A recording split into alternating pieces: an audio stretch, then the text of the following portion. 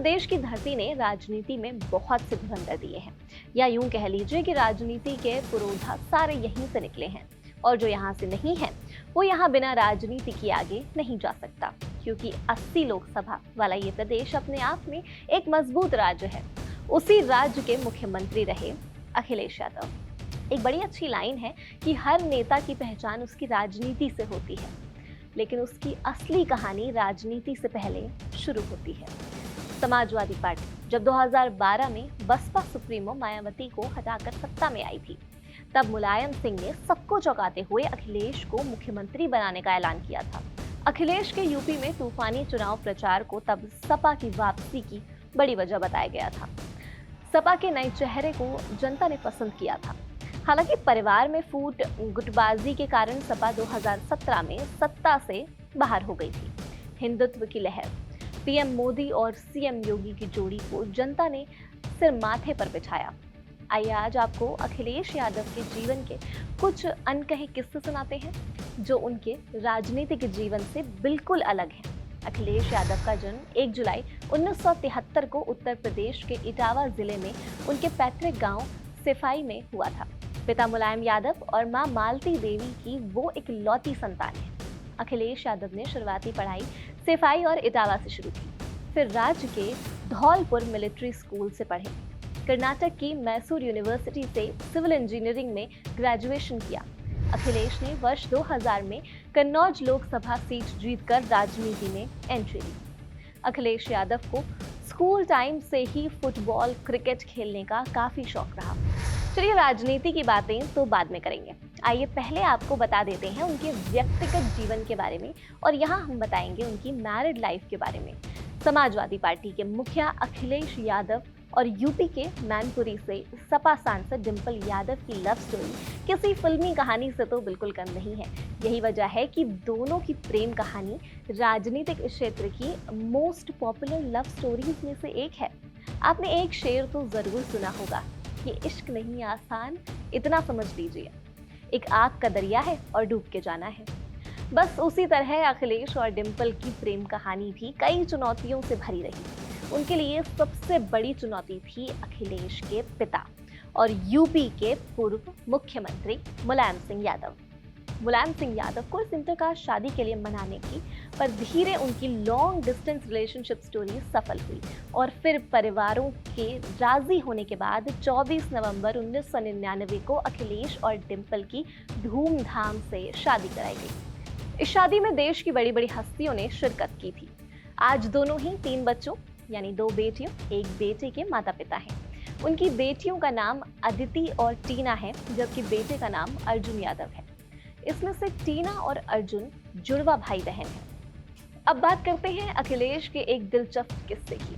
एक TV channel के interview में जब अखिलेश यादव से पूछा गया कि उन्होंने अपनी नाक को सीधा क्यों नहीं करवाया, तो उन्होंने हंसते हुए कहा कि जब मेरी नाक की हड्डी टूटी तब मेरी शादी हो चुकी थी। डिंपल ने पहले ही पसंद कर लिया था। मुझे ये जरूरत ही महसूस नहीं हुई कि नाक सीधी करवानी चाहिए। डॉक्टरों ने कहा था कि नाक का एक छोटा ऑपरेशन होगा और इसे सीधा कर लिया जाएगा, लेकिन उन्होंने इनकार कर दिया। अखिलेश मैराडोना जैसे फुटबॉलर्स को पसंद करते थे। सियासी बयानों में भी वो फुटबॉल और क्रिकेट की बात करते ही रहते हैं। अब आपको बताते हैं कि अखिलेश का नाम टीपू कैसे पड़ा। अखिलेश यादव को घर में सब टीपू कहकर बुलाया करते थे। कहा जाता था कि सेफाई के प्रधान मुलायम सिंह यादव के एक दोस्त ने मैसूर के टीपू सुल्तान के नाम पर उनका नाम टीपू रखा था। हालांकि बाद में जब वे बड़े हुए तो स्कूल में एडमिशन के समय उनका नाम अखिलेश रखा गया। 2012 के चुनाव में जब अखिलेश यादव के नेतृत्व में प्रदेश में समाजवादी पार्टी की सरकार बनी थी, तब कई मीडिया संस्थानों ने टीपू के सुल्तान बनने के इस शब्द का जोर शोर से इस्तेमाल किया था। आज भी कभी कभी उनके संबोधन के बतौर इस्तेमाल कर लिया ही जाता है। समाजवादी पार्टी का सबसे बड़ा पारिवारिक और राजनीतिक संकट साल 2016 में ही सामने आया था, जब अखिलेश यादव और उनके चाचा शिवपाल सिंह यादव के बीच मतभेद खुलकर सामने आए। शुरुआत संगठन और सरकार में फैसलों को लेकर असहमति से हुई, लेकिन धीरे धीरे ये विवाद पब्लिक हो गया। उस समय पार्टी के मुखिया रहे मुलायम सिंह यादव बीच में थे, जबकि संगठन और सरकार 2 अलग अलग धड़ों में बंटते नजर आए। कई नेताओं को पदों से हटाया गया तो कई की दोबारा नियुक्ति हुई। आखिरकार पार्टी के राष्ट्रीय अधिवेशन में अखिलेश यादव को समाजवादी पार्टी का राष्ट्रीय अध्यक्ष चुना गया, जबकि मुलायम सिंह यादव संरक्षक बने। इसके बाद चुनाव आयोग ने भी साइकिल चुनाव चिन्ह अखिलेश यादव के नेतृत्व वाले गुट को आवंटित किया। इस पूरे घटनाक्रम ने न केवल समाजवादी पार्टी की राजनीति को बदल दिया, बल्कि उत्तर प्रदेश की राजनीति में भी एक नया अध्याय संजोड़ दिया। साल 2017 के विधानसभा चुनाव में सत्ता हाथ से निकल गई। इसके बाद अखिलेश यादव विपक्ष की राजनीति में और ज्यादा सक्रिय हुए। उन्होंने समय समय पर गठबंधन की राजनीति अपनाई, कभी बहुजन समाज पार्टी के साथ तो कभी कांग्रेस के साथ चुनावी तालमेल बनाकर बीजेपी को चुनौती देने की पूरी कोशिश करी। 2022 के विधानसभा चुनाव में समाजवादी पार्टी ने अपनी सीटों का आंकड़ा पहले की तुलना में काफी ज्यादा बढ़ाया, हालांकि सरकार बनने में सफल नहीं हो सकी। इसके बाद 2024 के लोकसभा चुनाव में समाजवादी पार्टी ने उत्तर प्रदेश में मजबूत प्रदर्शन किया और राष्ट्रीय स्तर पर विपक्ष की राजनीति में अपनी भूमिका और मजबूत की। कई अखबारों ने इसे विपक्ष की राजनीति में अखिलेश यादव की बड़ी वापसी के तौर पर देखा। आज अखिलेश यादव सिर्फ उत्तर प्रदेश के नेता नहीं, बल्कि राष्ट्रीय राजनीति के उन चेहरों में गिने जाते हैं जिनकी रणनीति और बयान दोनों पर देश भर की नजर होती है। समर्थक उन्हें विकास और नई राजनीति का चेहरा मानते हैं, जबकि आलोचक उनके शासनकाल और फैसलों पर सवाल उठाते रहे हैं। यही लोकतंत्र की खूबसूरती भी तो है, जहां हर नेता का मूल्यांकन अलग अलग नजरिए से होता है।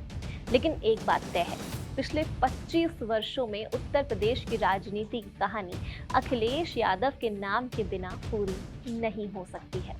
सांसद से मुख्यमंत्री, मुख्यमंत्री से विपक्ष के नेता और अब राष्ट्रीय राजनीति के अहम चेहरे तक का उनका सफर भारतीय लोकतंत्र की सबसे चर्चित राजनीतिक यात्राओं में से एक माना जाता है।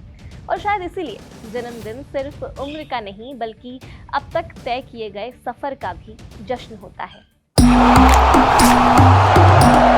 क्रिकेट का हर एंगल क्लियर कट, ओपिनियन हो या एनालिसिस, डिलीवरी होगी एकदम कड़क कड़क, लाइव पे धड़क।